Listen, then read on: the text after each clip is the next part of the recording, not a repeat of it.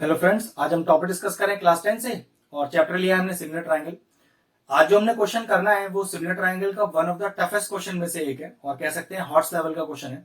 और एग्जाम में अगर ये आ गया और आपका ये किया हुआ क्वेश्चन नहीं है तो बहुत मुश्किल हो जाएगा बच्चों को इसे बोर्ड में सॉल्व करना। तो जरा कंसेप्ट ध्यान से देखिएगा, one of the toughest question. पहले क्वेश्चन पढ़ते हैं। फिगर मैंने बना दिया है कि in figure P Q R S is a parallelogram.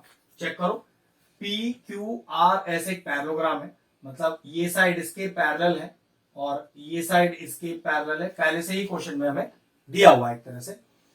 और A B parallel P S.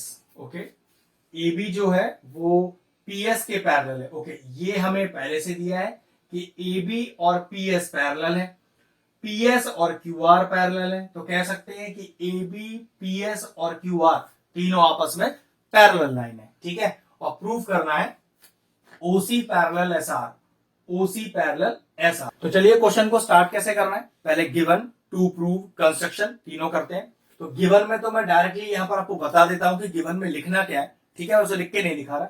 आप लिखोगे कि in figure triangle A B C P Q R S is a parallelogram. बिल्कुल सेम यहां से ही कॉपी करना है। और A B parallel P S, ये भी आपको गिवन है। फिर टू प्रूफ में लिखना है कि ओसी पैरेलल एस आर। कंस्ट्रक्शन कुछ भी नहीं है, डायरेक्टली अपना प्रूफ स्टार्ट करते हैं। अब देखिए अपना प्रूफ किस तरह से आएगा। एक बहुत ही टफ क्वेश्चन टाइप है, तो थोड़ा ध्यान से देखिएगा। अब प्रूफ के लिए मैं क्वेश्चन को स्टार्ट कैसे करूं, उसके लिए मैं अपना रिजल्ट देखता हूं कि मुझे चाहिए क्या और उसके लिए कौन से पर्टिकुलर स्टेप चलना मेरे लिए जरूरी है। तो अगर ध्यान से देखें तो ओसी पैरेलल एसआर के चाहिए। अब ओसी पैरेलल कब लिख सकते हो एसआर के, आप चेक करो। अगर लिखा आ जाए कि O S upon S B is equal to C R upon R B, मतलब मैं बात कर रहा हूं कन्वर्स ऑफ बीपीटी की। फिर समझ लेते हैं कि ट्राइंगल बीओसी में, ट्राइंगल बीओसी में अगर O S upon S B is equal to C R upon R B लिखा आ जाए तो आप ओसी पैरेलल एस आर लिख सकते हो by the converse of BPT. ठीक है, अब उसके लिए मुझे करना क्या है, चलिए वो ही देखते हैं। ठीक, मैं क्वेश्चन को स्टार्ट कैसे कर रहा हूं। मैंने ट्राइंगल लिया O P S O A B, जिन्हें मैं आपस में करूंगा सिमिलर। तो देखो ध्यान से जरा, in triangle O P S and triangle O ए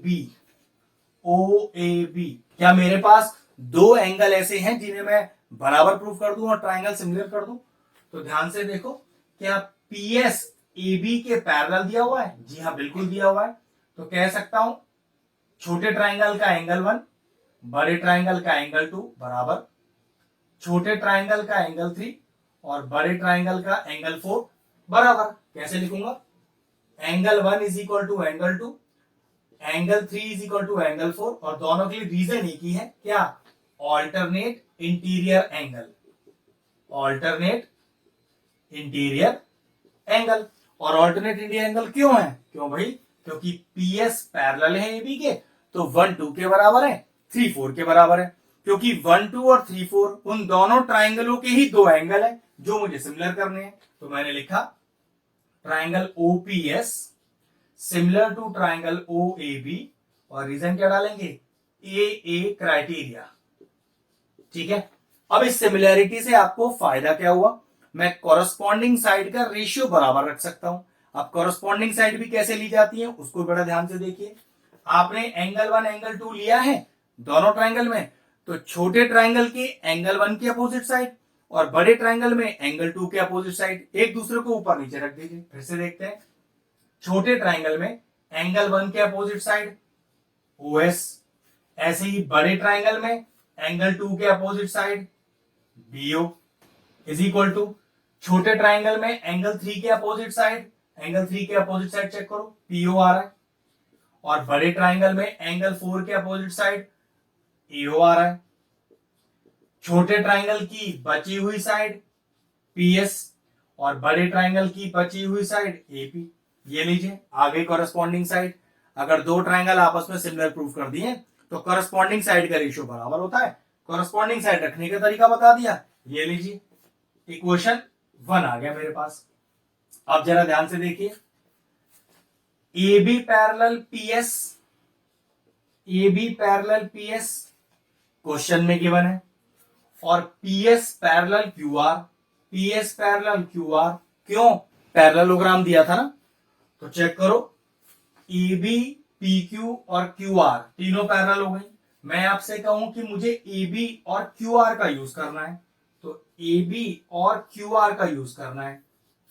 कौन से ट्राइंगल में, ट्राइंगल चेक करना, C Q R, in triangle C Q R and triangle C A B, in triangle C A B, फिर छोटा और फिर बड़ा, जिसमें ये A B parallel Q R में प्रूव कर चुका हूं।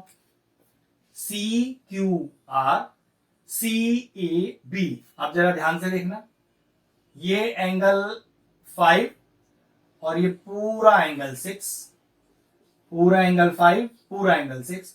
चेक करो, अगर ये दो पैरेलल लाइन है तो ये ट्रांसवर्सल हो जाएगा, तो 5 और 6 क्या बनाएंगे, ऑल्टरनेट इंटीरियर एंगल। उसी तरह से चेक करो, यहां पर आ गया 7 और यहां पूरे पर आ गया 8, 7 बराबर 8। रीजन दोनों के लिए सेम है, ऑल्टरनेट इंटीरियर एंगल। तो फिर से मैंने दो ट्राइंगल में दो एंगल बराबर प्रूव कर दिए, तो ट्राइंगल फिर सिमिलर हो गए। Triangle C Q R similar to triangle C A B, और रीजन क्या आ गया, ए क्राइटेरिया, जैसे मैंने यहां लिखा हुआ है, ठीक है। लेकिन सिमिलैरिटी करने का फायदा, जैसे कॉरस्पॉन्डिंग रेशियो आपने यहां रखे थे बिल्कुल सेम अब यहां रखूंगा। तो चेक करो, छोटे ट्राइंगल में एंगल 5 के अपोजिट, छोटे ट्राइंगल में एंगल 5 के अपोजिट आर सी, तो बड़े ट्राइंगल में एंगल 6 के अपोजिट बी सी। इसी तरह से छोटे ट्राइंगल में 7 के अपोजिट क्यू सी। उसी तरह से बड़े ट्राइंगल में एंगल 8 के अपोजिट ए सी। छोटे ट्राइंगल का बचा हुआ साइड, तो मैंने आर सी ले लिया, मैंने क्यू सी ले लिया, क्यू आर बचा। इसी तरह से बड़े ट्राइंगल का कौन सा साइड बचा, बी सी ले लिया, मैंने ए सी बी ले लिया, ए बी बचा। और ये लीजिए कॉरेस्पॉन्डिंग साइड का रेशियो भी आ गया, ठीक है इतना। अब एक चीज थोड़ा ध्यान देने वाली है, ध्यान से देखो, इसको इक्वेशन 2 ले लेते हैं। अब ध्यान से चीज देखने वाली ये है, चेक करो, ये जो पी एस है और ये जो क्यू आर है, कहीं ये बराबर तो नहीं है। चेक करो, ये जो पी एस है क्या ये क्यू आर के बराबर है, भाई बिल्कुल है, क्योंकि पी क्यू आर एस एक पैरेललोग्राम है ना। तो पैरेललोग्राम में अपोजिट साइड पैरेलल भी होती है और बराबर भी होती है। तो आपने क्या लिखा कि since ABCD is a parallelogram, तो आपने लिखा कि मैं पीएस को क्यू आर लिख रहा हूं, PS is equal to Q R. Reason लिख दीजिएगा, opposite sides of the parallelogram are equal. और इस PS equal to Q R में, इस PS equal to Q R को यूज कैसे किया, इक्वेशन 2 में मैंने जहां पर क्यू आर लिखा है वहां पर क्यू आर की जगह मैंने PS लिख दिया। ये कुछ इस तरह से मैंने यहां PS लिख दिया।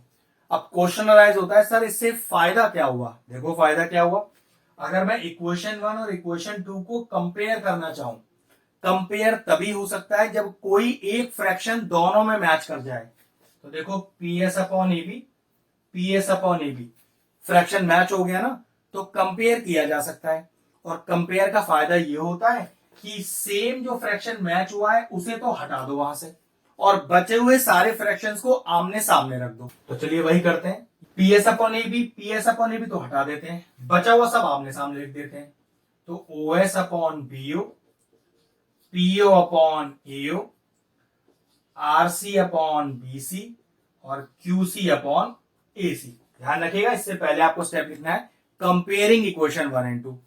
अब चेक करो, मैंने शुरू में क्या बताया था, आपको OC पैरेलल SR चाहिए ना, OC पैरेलल SR, उसके लिए क्या लिखा हुआ चाहिए, तो OS अपॉन BS मिल जाए, OS अपॉन OB मिल जाए, जो भी मिल जाए बात बन जाएगी। तो चेक करो, क्या OS अपॉन BS दिख रहा है, नहीं, OS अपॉन BO दिख रहा है। तो चेक करो, OS अपॉन BO, हाँ ये भी चल जाएगा। तो OS अपॉन BO, तो अगर यहां OS अपॉन BO लिया है तो यहां CR अपॉन BC लेना पड़ेगा। चेक करो, CR अपॉन BC भी मौजूद है। जो बच्चे लोग BPT का स्टेटमेंट जानते हैं वो ये समझ सकते हैं कि कहां पर बीपीटी किस तरह से लगती है। मैं एक बार फिर से समझा देता हूं। किसी ट्राइंगल एबीसी में, मैं नाम दे देता हूं, किसी ट्राइंगल एबीसी में अगर ये PQ पैरेलल हो जाए BC के, तो हमें क्या कहता है बीपीटी? वो कहता है AP by PB is equal to AQ by QC। वो हमें एक चीज और भी कहता है, AP by AB AQ by AC। ये साइड का रेशियो ऐसा भी बन सकता है, AP बाय AB छोटा अपॉन बड़ा, AQ बाय AC छोटा अपॉन बड़ा। तो हमारे पास जो रिलेशन आ रहा है वो वैसा ही आ रहा है। देखो, SO अपॉन BO छोटा अपॉन बड़ा, RC और PC SO upon BO RC by BC, इन दोनों से बीपीटी ही प्रूव हो रही है। ठीक है, तो कह सकते हैं कि साइड का रेशियो बराबर के since OS upon BO is equal to RC upon BC। और अगर किसी ट्राइंगल में साइड का रेशियो बराबर आ जाए तो लाइन पैरेलल हो जाती है, और रीजन कन्वर्स ऑफ बीपीटी। तो आप लिखोगे CO parallel SR, CO parallel SR, और रीजन क्या आएगा? कन्वर्स ऑफ बीपीटी या कन्वर्स ऑफ थेल्स थ्योरम। ये लीजिए, क्वेश्चन प्रूव हो गया। ध्यान से स्टेप देखिएगा, बीपीटी का स्टेटमेंट किस तरह से लगाना है और बीपीटी किस तरह से यूज किया जाता है, फिर कैसे लास्ट में कन्वर्स ऑफ बीपीटी का यूज हुआ है। फिर समझ लीजिए, OS upon SB CR upon RB ये भी बीपीटी है, OS upon BO CR upon BC ये भी बीपीटी है।